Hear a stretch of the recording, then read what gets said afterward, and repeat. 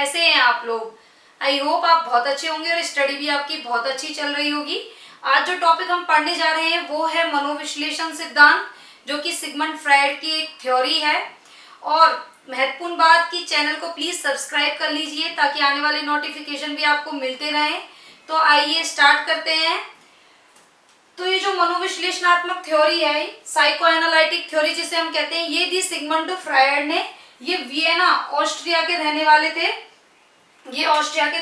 अब बात आती कि मनोविश्लेषण क्या है। मनोविश्लेषणात्मक सिद्धांत, देखिए इसका अगर हम टुकड़े करें तो मन का विश्लेषण, इसमें एक तरीके से अब मन में दो चीजें आ जाती हैं मन का विश्लेषण में। एक तो मानसिक क्रिया और व्यवहार, यानी कह सकते हैं जो मनोविश्लेषणात्मक सिद्धांत है वो एक व्यक्ति की मानसिक क्रियाएं और मानव का व्यवहार, दो चीजें इसमें शामिल होंगी।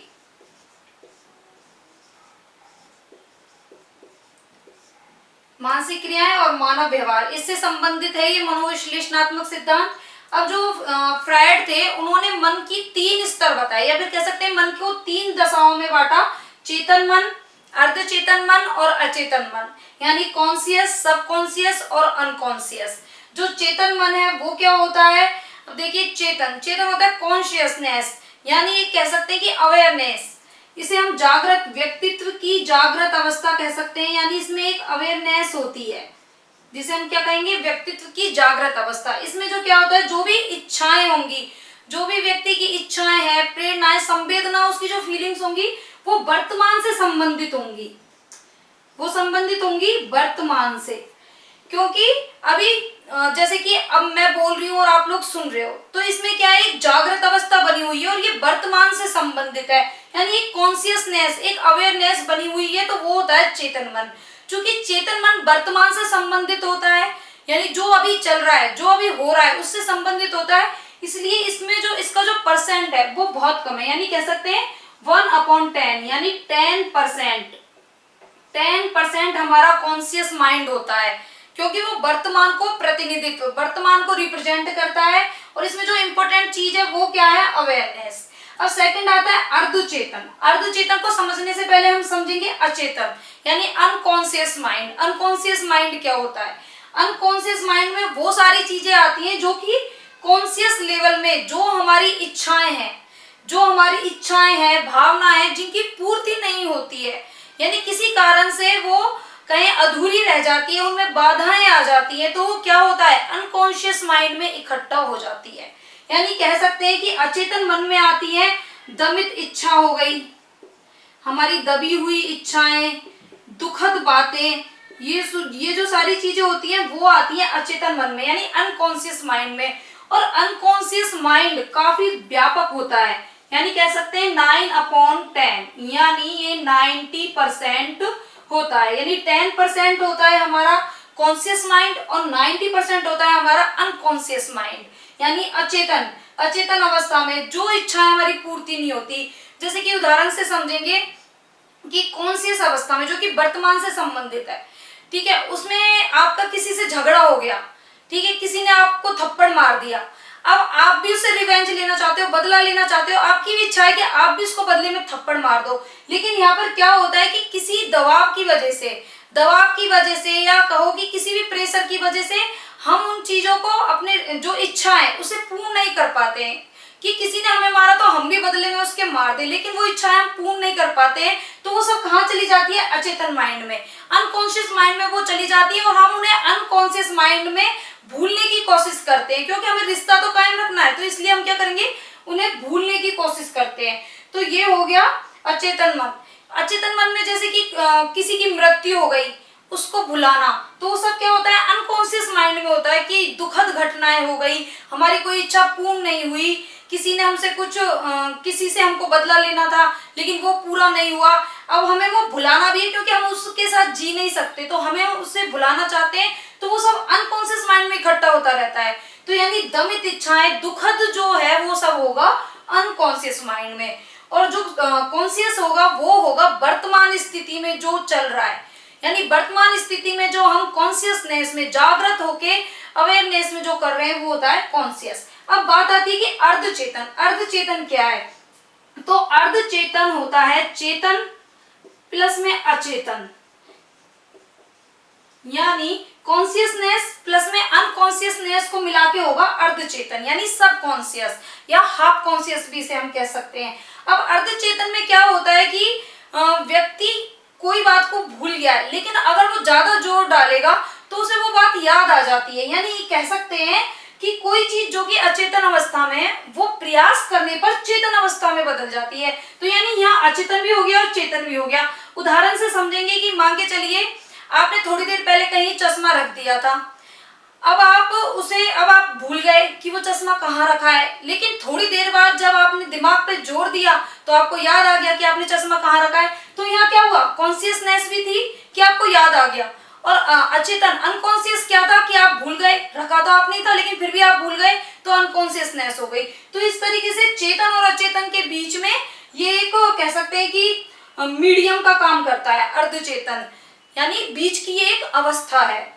और एग्जाम्पल हम समझेंगे, जैसे कि परीक्षा हॉल में जब हम बैठते हैं तो कोई क्वेश्चन होता है, तो जैसे क्वेश्चन आता है तो हमें लगता है कि अरे इसका आंसर तो वो था, मैंने पढ़ा था, ऐसा बहुत होता है याद, लेकिन हमें याद नहीं आया, हम अगले क्वेश्चन पे चले गए, करने लगे, अचानक से वो क्वेश्चन का आंसर हमें याद आ जाता है।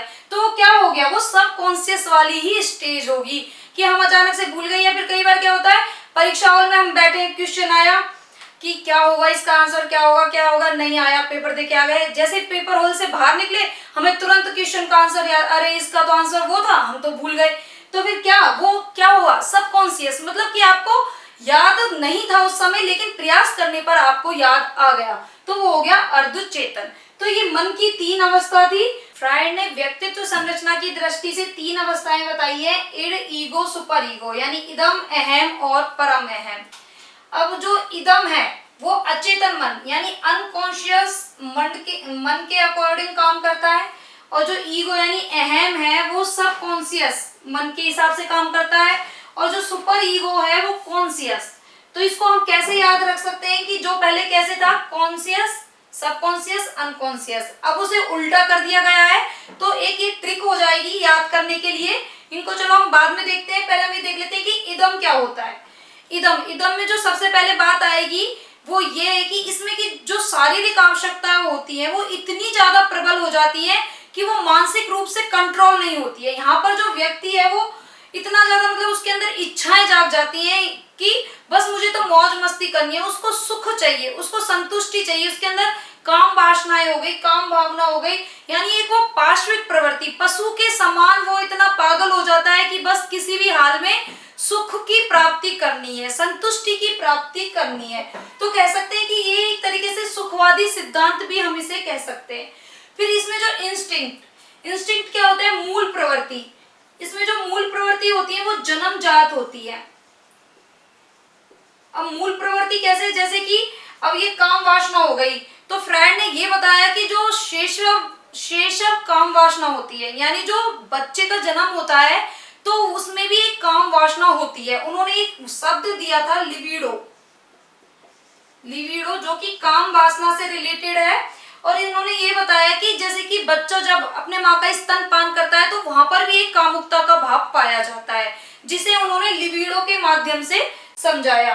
तो इस तरीके से इद में क्या होता है, इदम में जो व्यक्ति का एक ही वो रहता है कि सुख, आनंद, मौज मस्ती की, भाई जैसे भी हो मजे लो, मतलब हर हाल में सुख मिलना चाहिए, वो दुख वाला कोई काम नहीं करना चाहता, कैसा भी वो समायोजन नहीं करना चाहता, सिर्फ उसे संतुष्टि, सुख, काम वासना, उसकी जितनी भी इच्छाएं हैं वो पूर्ण होनी चाहिए, ये होता है इदम अवस्था में।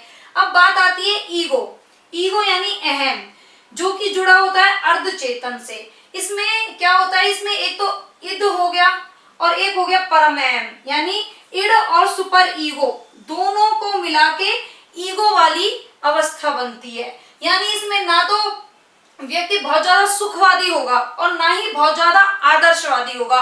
वो सोचेगा, यहाँ कह सकते हैं कि उसमें उचित अनुचित का ज्ञान होता है। यहाँ पर उचित और अनुचित का ज्ञान नहीं होता है इदम में, लेकिन अहम वाली अवस्था में उचित अनुचित का ज्ञान होता है। वो अपना विवेक का प्रयोग करता है कि क्या सही है और क्या गलत है, ये करूं या ना करूं वाली जो अवस्था होती है वो इधर होती है अहम में।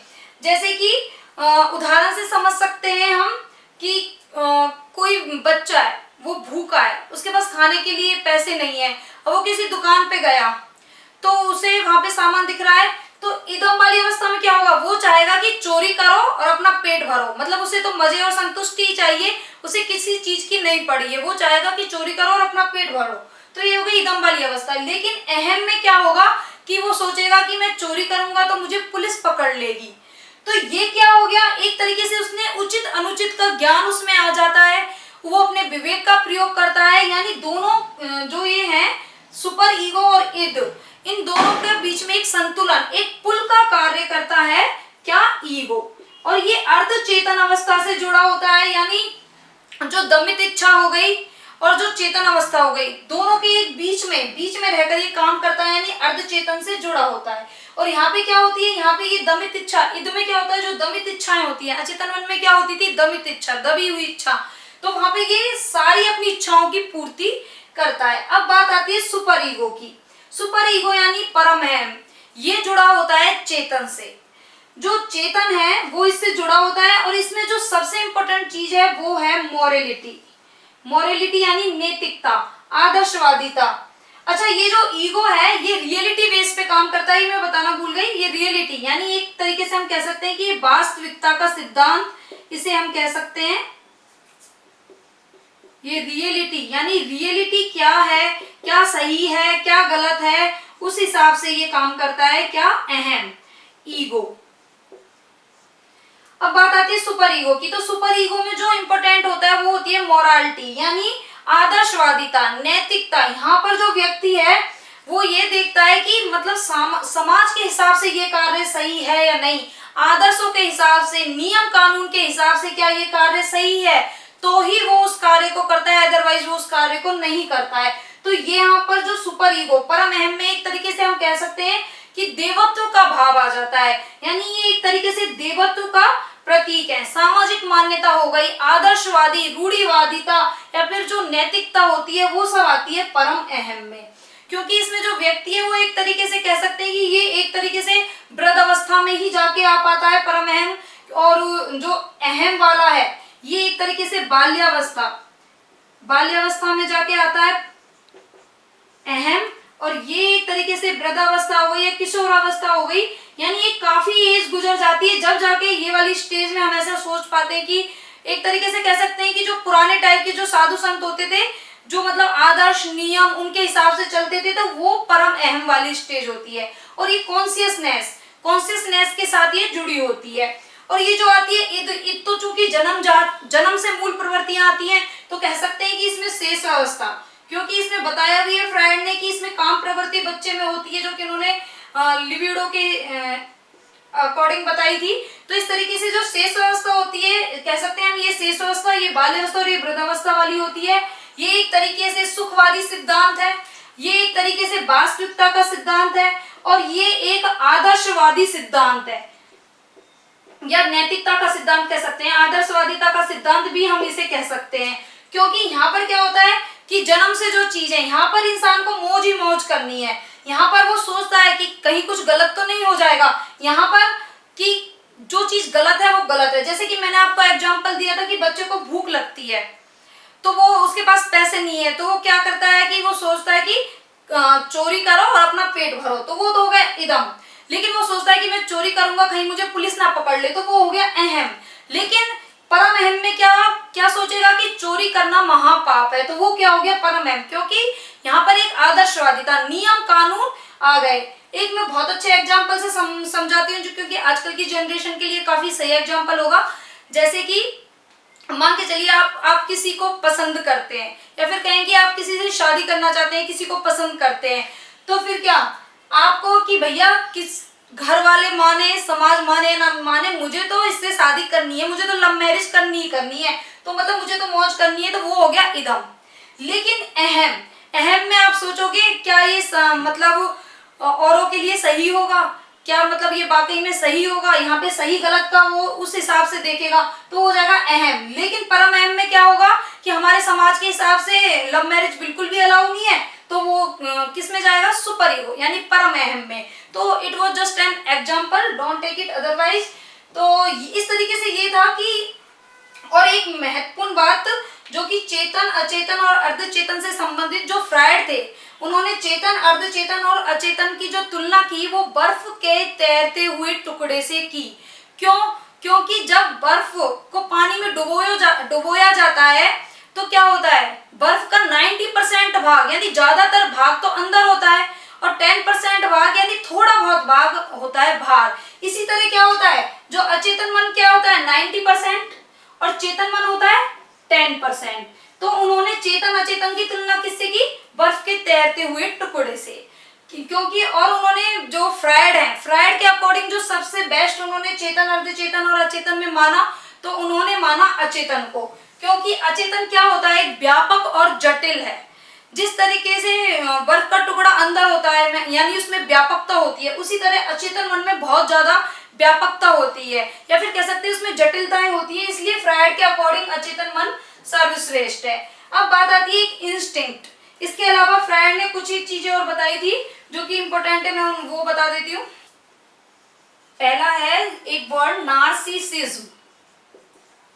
नार्सिसिज्म क्या होता है, ये भी फ्रायड ने कुछ एक चीजें बताई थी जो कि मोस्ट इंपोर्टेंट है। नार्सिसिज्म क्या होता है, तो इसमें क्या होता है कि बच्चा जब खुद से बहुत ज्यादा यानी स्वयं प्रेम या स्वयं खुद से बहुत ज्यादा, बालक का स्वयं से मोहित होना, प्रेम करना, बालक का स्वयं से प्रेम करना या मोहित होना,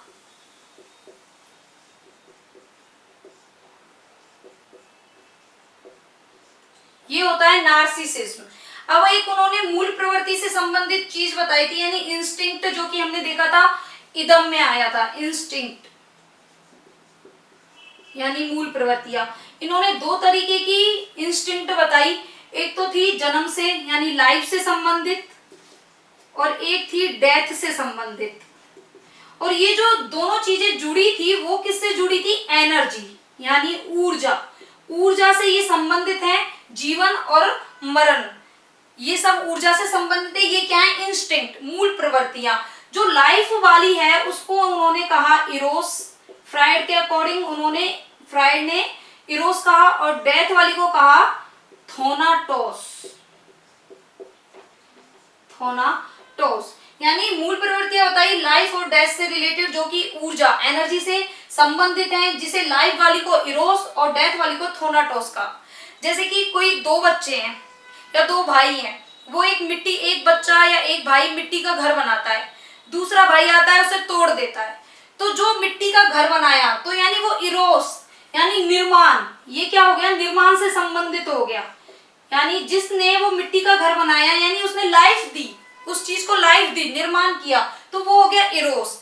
और जिसने उसको तोड़ दिया, जिसने विध्वंस या फिर कह सकते हैं विनाश या विध्वंस किया, वो किससे रिलेटेड होगा, थोनाटोस। तो उसमें कैसी मूल प्रवृत्ति होगी, थोनाटोस। और जिसने उसका निर्माण किया उसका व्यक्तित्व और उसकी मूल प्रवृत्ति कैसी होगी, इरोस से संबंधित। तो ये कुछ बात थी जो कि बहुत महत्वपूर्ण है, इनको जरूर याद कीजिएगा। नार्सिसिज्म, इंस्टिंक्ट जो कि है इरोस और थोनाटोस, और एक लिविडो जो कि काम भावना से संबंधित है, जो कि मैं आपको पहले बता चुकी हूँ। तो आज हमने मन के 3 स्तर, कॉन्शियस, सबकॉन्शियस और अनकॉन्शियस के बारे में जाना, साथ ही व्यक्तित्व की संरचनाएं, इड, ईगो, सुपर ईगो के बारे में जाना। तो अब बारी आती है आपकी लाइक, शेयर और सब्सक्राइब करने की। और अगर फिर भी कोई डाउट बचा हो तो प्लीज कमेंट में मुझे लिखकर जरूर बताएं, मैं उस डाउट को क्लियर करूंगी। और प्लीज लाइक, शेयर, सब्सक्राइब ज्यादा से ज्यादा करें ताकि हमें भी एक फीडबैक मिलता रहे। Thank you.